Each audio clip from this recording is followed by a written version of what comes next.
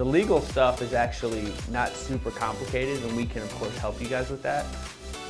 The big deal with what you guys do is, like, you guys are super motivated and confident, and the fact that you're starting your own businesses, that's rare. Like, you guys have the guts to do that, and most folks do not. So do you guys recognize that as a group? Like, most folks don't have the guts to go out on their own and start their own thing.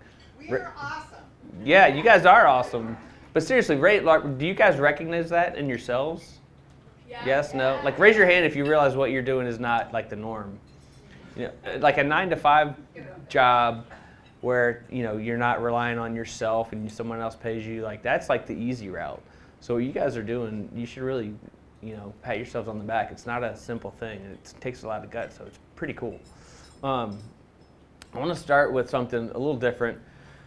And we'll get into this a little bit, but this isn't about AI. I'm curious, by a show of hands, like, raise your hands if you're using AI for something related to your business. So is that pretty much everybody? No. Raise your hand if you're not really using AI. So, okay, I'm going to pick on you in the back. Pick on me. So tell me a little bit about your business and like, what do you think you could use it in some form or fashion, or tell me a little bit about why. I'm just curious. I have a hot dog restaurant just over the bridge in Harbinger. So Okay. It's a restaurant with hot dogs, and I post pictures every day of my product. Okay. I just never used AI. Okay. This is me kind of learning. So when Bitcoin like finally hit the common folk, when it hit me, like, I think we missed the big bubble, right? When everyone was getting it when it was super cheap. But AI is not like that. Like, I asked a friend he's a CEO of an AI company out in San Francisco. I asked him how long ago he started using it, and he said only like a couple of years ago. So I was feeling like I was super behind in using the tools for whatever, either personally or in my business. So I don't feel like I'm behind. So no one here is behind. I'm just kind of curious because who uses Claude? Who's used Claude? In the back.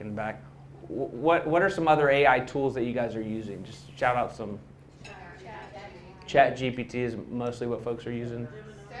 Gemini. Gemini is really good for images. I've seen coming up with like logos and other stuff like that. Okay, I was just kind of curious because I do think, especially for small businesses, if you get around there and start playing with it, I'm not a family law attorney. My business has been helping small businesses, but I had a family friend reach out this weekend asking me about some divorce stuff in the state of Virginia, and so I took whatever facts I had, I put it into Claude, and it spit out some really helpful outlines. So if you haven't used it just for fun, try some of these things, and you'll be pretty amazed. It's kind of like Google on steroids. So I was just kind of curious, wanted to take kind of a poll there. You know, it's so great at kind of, if you've got some kind of specific strategy, something you want to do, something you want to know about the market in your area, that's the kind of thing that can really help your business. So liability waivers, entity choice, you guys are already set up, trademark. What are some other legal topics? Anything particular? We have a few members who are having some issues with the fact that they're a small homemade kind of thing, and all of a sudden they're needing like business licenses, and they're needing sales tax numbers, and they're needing things that they've never had to have before. Right. And it's like hitting a brick wall. Sometimes they don't know about them, and Right. it's hard. So that maybe they've had their social security number, but they didn't know what an EIN was or tax ID or stuff. This is all helpful for me. It's the legal stuff. I've got business cards, Kim. I brought more business cards. So reach out to us when all this is done. Go through Kim to get to me. I've also got cards. You can come to me directly. Yeah. I'm going to say contracts. Contracts generally. That's all. This is the kind of stuff that our clinics can help with. So our Institute for Innovation, we have 3 clinics. We essentially provide free legal services for folks who can use some free legal services. We've got an intellectual property clinic, which is focused mostly on trademark and copyright. We've got a startup NC clinic, which helps small businesses do all the things a lot of you guys are already doing. So a lot of times, it's just nice to have some comfort from a lawyer saying, yeah, what you're doing is proper, or maybe you should consider this or that. But a lot of you guys, I'm sure, are using the Google machine or AI or Cloud, whatever. Just being able to talk to a lawyer to kind of do a double check is helpful. You always want to do that on the front end if you can, so you don't get down the road and make like some mistakes. But so you guys are already doing great. So there's the intellectual property, there's our startup entity, then there's our nonprofit clinic, which is called our Community Development Law Clinic. And so that's kind of what we do. So if you ever need it, have questions, you think there's a legal question, oftentimes, even if it's not a legal question, feel free to reach out to me through either directly to me or through Kim, and we're happy to help and provide some free legal advice. So today, this presentation is just kind of about entrepreneurship in general, what it means to be an entrepreneur. You guys really have a special mindset, so I think it's great. So I'm happy to be here speaking with you today. So from idea to impact, entrepreneurship, law, and building a brand. Every business has a purpose. For us, this gets into some kind of business basics, which is, you guys have it covered. Legal implications in business. Every major business decision has legal consequences that impact growth and sustainability. Law meeting creativity and risk. You guys are all doing wonderful things with your business, crafts, for example.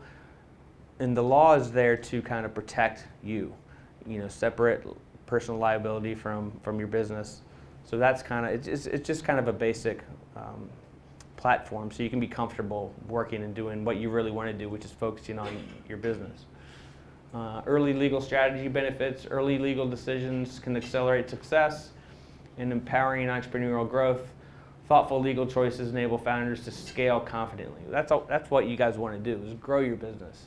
Again, the legal questions aren't terribly complicated, but we can help. That's my dog, Norman. So what's the problem you guys are solving? One of the businesses I've helped with is, so what we're going to do is kind of walk through an example of something I've worked on, but I want you guys to relate it to what you're doing in your world. Because to have a successful business, there's got to be some kind of a niche that you're filling.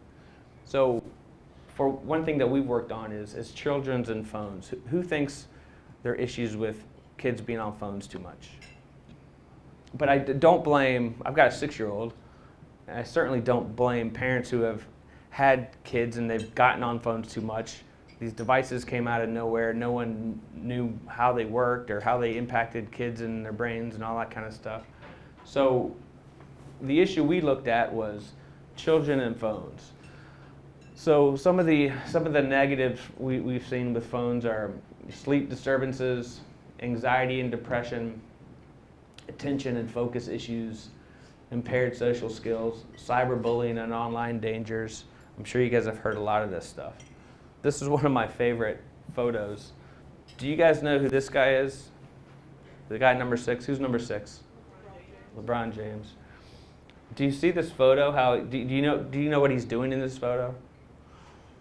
He's breaking the all-time scoring record. So that's a pretty big deal, right?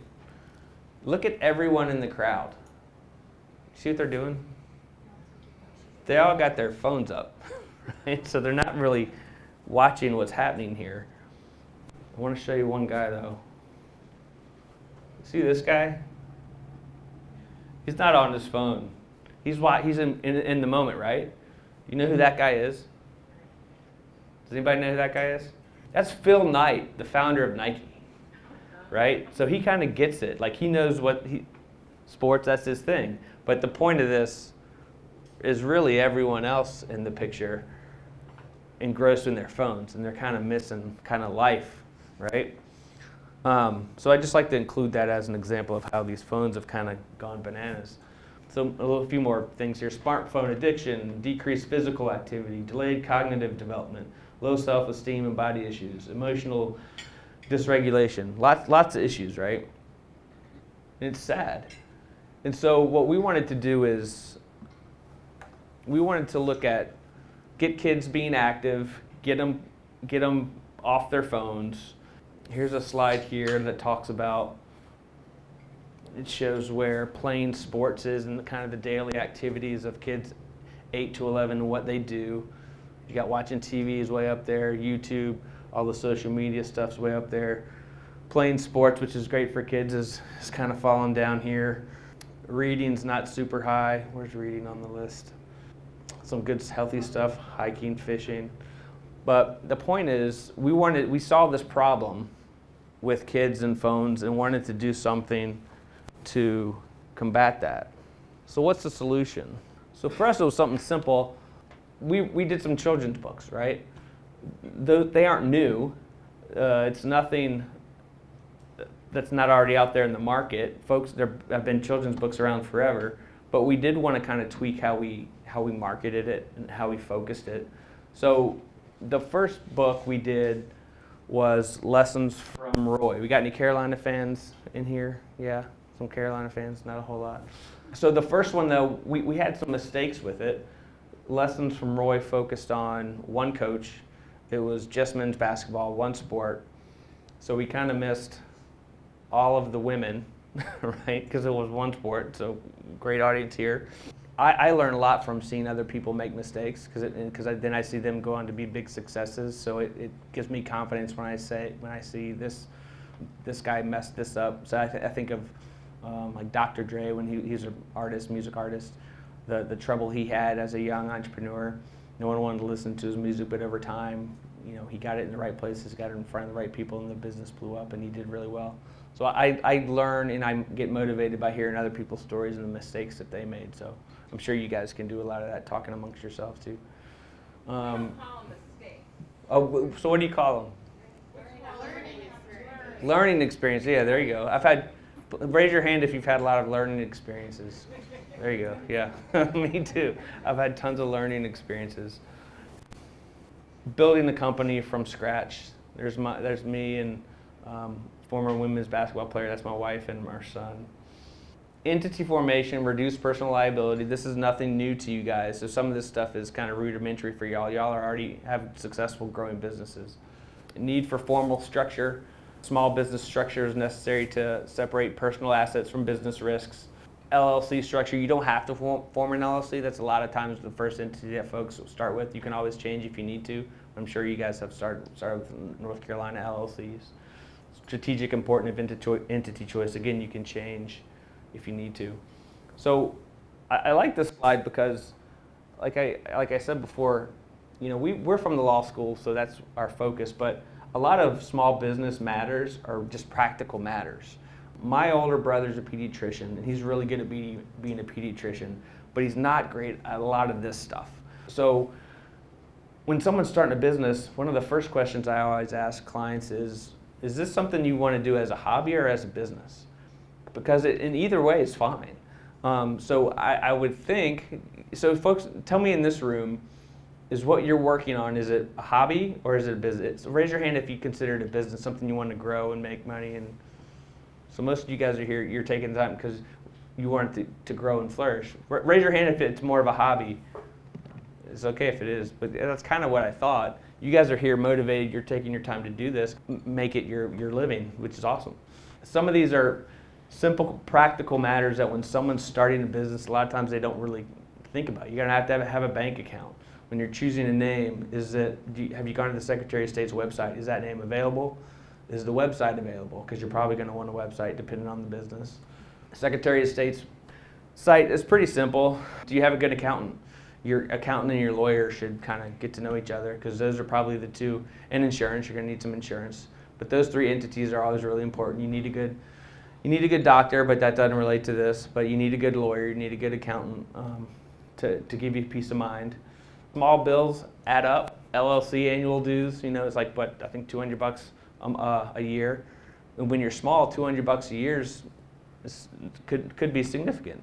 So these are the kinds of things you just need to really pay attention to, and that's where your accountant comes in, can kind of make sure you know what to expect, so you don't get caught with some expenses you weren't anticipating. Like miscellaneous costs, what do we got here? We got business type, warehousing, office space, remote work. All depends on the kind of business you're in. And I said here, look around the corner, think for yourself. This is one that a friend mentioned to me way back when we were kind of counseling each other, I guess. When we talk about a business or an opportunity, he would say to me, is what you're thinking about, is it like a Me Too thing? Like other people are doing it and you're just jumping in and doing the same thing? Or is it kind of a wow thing. And I liked the way he expressed it because I hadn't heard it like that. And some of the things I was working on was me just kind of getting on the bandwagon, doing something that other people were doing. And then every now and then something would come up that was unique and different, and I thought, wow, this is different. I think I could really jump in here. So I just wanted to share that. I like how he always phrased that, wow or me too. So I mentioned we started with the Roy book, and we didn't know what we didn't know. With the Roy book, Lessons from Roy, we didn't want to license anything from the universities because I didn't want to pay for it. I didn't know what that would cost. I can write about a public figure, so I didn't need to get his permission. But we did talk to him. We wanted him to support the book.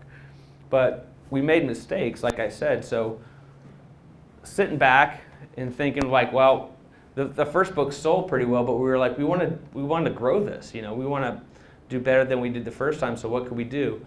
I should probably add a better slide in here, but we changed it from Lessons from Roy to Lessons for Tar Heels, and then fill in the blank. It could be Tar Heels, it could be NC State, it could be Pirates. Then we wanted to trademark that, so we figured out how to trademark the Lessons for blank. Fill in the sport. It can be a college sport, professional sport. So we figured out how to do that. So these are some of the thoughts that I'm sure you guys have gone through in your businesses, thinking, okay, how do we grow this, and what can we own? What might we have to license if we want to partner with another big brand? How does all that work?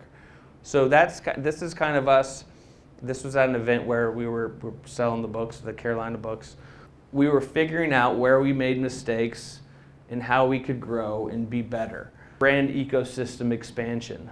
So the brand expanded into multiple product lines, increasing market presence. We took the one book, it did well, and we said, how can we expand this and grow it, and what can we own? So we got the trademark for the Lessons for blank for all professional and college sports, and so we own that. But then we wanted to partner with other brands that are more well-known, so it's not generic. So Carolina, ECU, NC State as examples. Legal considerations and branding, that's where it gets into copyright, trademark. That's where it's good to have an attorney to understand how all this stuff works. IP, intellectual property, just owning your name and your logo, that sort of thing. So that's kind of what we're doing, kind of trying to figuring out how to be better. Again, these are some considerations that you guys may or may not be thinking about in your business. But as you grow a brand and it's successful, you want to make sure that you can protect it. We were doing okay. We had some books that were doing well. We never had a really great marketing plan. I'm not a marketing guy. That's not my background. It's legal. But you can create the best thing in the world, but it's no good if you can't sell it. So who in here is in the business of selling something? You're probably all, even if it's services, you're probably all selling something. So you could have the best widget in the world, but you need to be able to sell it. And we weren't great at selling. I am not great at selling. So one thing that's great for everybody is to network and use your network like you're doing here, which is amazing. And so I had a friend who knew someone at Crayola, and he was just visiting, and he saw the book, and he's like, that's really good. We started talking, so I gave him one, and he gave the book to his friend at Crayola. The same friend knew someone at U.S. Soccer, and the World Cup's happening now. So long story short, he sent off the book, and he gets back to me, he says, I think they want to do one for the World Cup. And I'm like, wow, that's pretty cool. What does that all entail, right? So, and Crayola wanted to get involved too, so the first books were not coloring books, so we needed to tweak, right? So as you're in your world, growing your businesses, you evolve, right? You change to keep growing and become better. So we made a coloring book. Just because they're big doesn't mean they're great at what they do. We're small and nimble and can answer questions and move quickly, but they're global. We're talking to some Crayola folks in London, some Crayola folks in LA. So long story short, we got it done, but it wasn't exactly what we wanted. But now they want to do other books. They want to do some WNBA books with Caitlin Clark and the Fever, and they want to repeat this book for the Women's World Cup. Again, women's group, this is great. So the Women's World Cup is next summer. So we hit some hiccups, which we all do in our businesses. we had to figure some things out, you know. So what I learned from this is it's really about like a successful entrepreneur goes into a situation knowing they don't have all the answers, but they'll figure it out. Like if they know that they're working on something, I keep coming back to you and your crafts. If you know what you create good art and people buy it, hiccups will come along the way, but you'll figure it out. Not everyone can operate like that. You and we have to be comfortable with being uncomfortable. My dad was an accountant. He lived in a spreadsheet. He would drive me crazy because when I would want to talk to him about some other things I'm doing outside of, you know, my legal world, he would always punch holes and always asking the negative stuff, and I just couldn't talk to him about it. And I'm sure, do you guys raise your hand if you got someone that is like that and they drive you crazy, and you love them, I'm sure, but they don't understand what you're trying to accomplish. Yes. So that's another reason this group is so great, because you guys can relate to each other and help each other. That's kind of with this and where we've gone with that. That's kind of my story of sharing kind of how we've grown. I've called it settling in, knowing like I'm not going to become a millionaire overnight. Like it takes time. Once you settle in and you believe in what you're doing, just settle into what you're doing, and it's going to take some time, and you're going to be successful, as I'm sure you all are. So compliance, operations, and growth strategy. Coming back to a lot of what we're talking about today is licensing, it's contract negotiation, it's trademarking, copyright. For example, these little guys are Crayola's little characters, and the license agreement we entered into with them says that we can put them on our book. We own the book, they own those characters. So that's exactly what we wanted. So compliance and legal hygiene, consistent legal compliance and protection of IP are crucial to avoid common legal pitfalls. So up front, before we finished or started the book, we said, hey Crayola, do you want to do this? Yes, we're going to enter into this licensing agreement. You own that, we own this, we own the book, we own our art. A bad example from another friend, former restaurant owner, they were starting a distillery, and they came up with a logo, and they started putting the liquor out there, and they're making the liquor and had the space and had their stamp and all this, and then someone comes out of nowhere that they weren't aware about and said, we actually own that name. And sure enough they did. They had checked, so all the stuff they had done, and the bottles they had made and the barrels they had made with their logo on it were all garbage. So that's a good example of why up front you need to make sure what you can own, and do it early. It doesn't have to be crazy expensive, but it'll save you some headaches down the road, making sure you're organized and you can own what you own up front. Financial management, again, accounting, tax compliance, all very important. Insurance, depending on different types of insurance, depending on your business. Operational structure and growth, strong operational frameworks, and record keeping is very, very important. Some of that stuff is less exciting than your actual business, but it's important.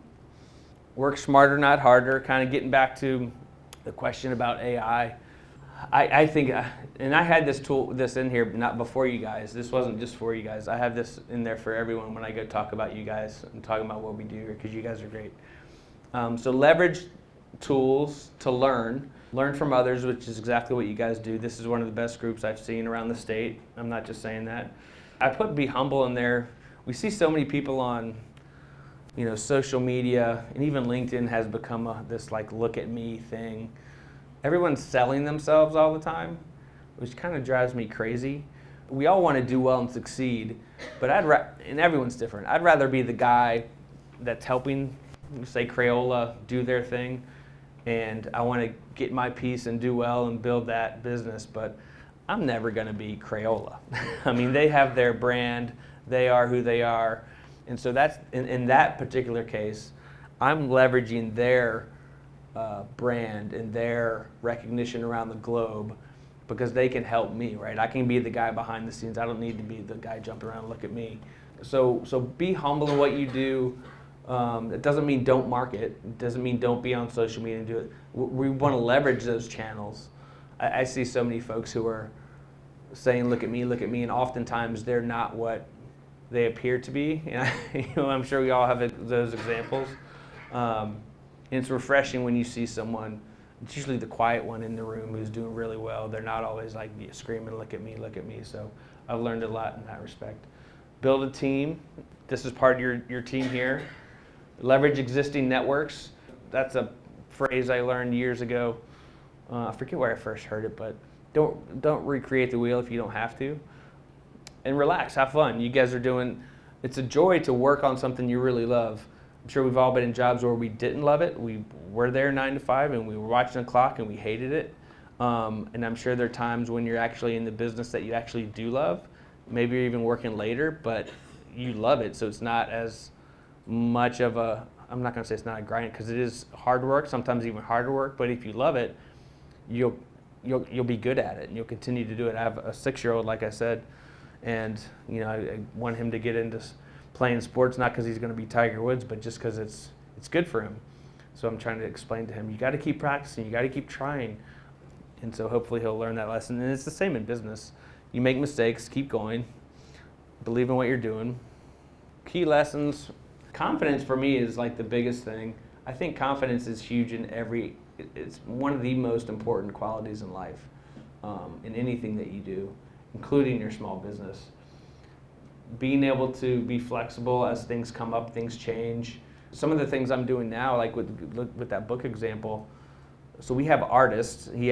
Our artist team happens to be in Germany, and it used to be when I have to mock up a cover, I'd have to pay him, $1,000 or something. But now with AI, I can mock up a cover instantly in like 10 minutes. That looks just like the other one. So when we go to the Indiana Fever and we put a little pitch together, actually they pitched us, but I showed them a cover. They were like, that's amazing. So I got that hook, and I don't have to go pay my artist $1,000.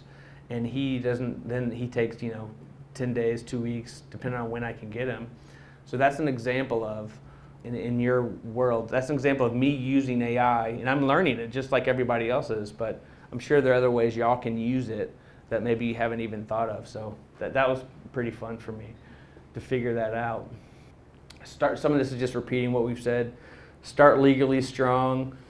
The legal stuff, if you guys need help, come to us. It's not terribly complicated. Use the Google machine, use your AI, come prepared, say, hey, put your information in there as detailed as possible, and then go to your lawyer to say, hey, is this right? Double check this. The same friend he's the CEO of the AI company out in San Francisco, said he was negotiating some new, pretty complicated contract. He goes, I used AI because we don't have a lot of money, we can't afford lawyers. I dumped it in there, it kind of spit out what I should do. I showed our fancy law firm, and they were like, yeah, that's actually pretty good. And so he saved some money by kind of doing it himself and using these new tools. So use the tools. Early questions and documentation. Asking questions early and documenting decisions carefully supports sustainable business growth, yes. Aligning optimism with structure, combining optimism with structured planning helps build innovation, durable, and scalable businesses. So a lot of this stuff, it's not complicated, but it is hard work, as you guys know. You know those collages where they have like a bunch of tons of words and stuff, and then they're all different sizes. I thought these were pretty good for thinking of myself and as an entrepreneur, what has motivated me. Hope, perseverance, patience, love, and solve a problem kind of sums up what I was thinking of that motivates me and the businesses I've worked with. And I've worked on other stuff that's failed. So I'm not ashamed to admit that. I've worked on more things and worked with many entrepreneurs who they didn't scale their business, and they did okay for a while, but maybe it didn't work out. And I really mean it when I say you guys are a model. And I apologize that it took us a little while to get back here, but I want to continue to come back to you guys. I think that's really going to shine and highlight you guys, because this is a big deal for us, because we have a responsibility to get out in the state, and this is about as far east as you can go in the state. We have a responsibility to come and work and find you guys and help you guys. That's what we do. So thank you for having me.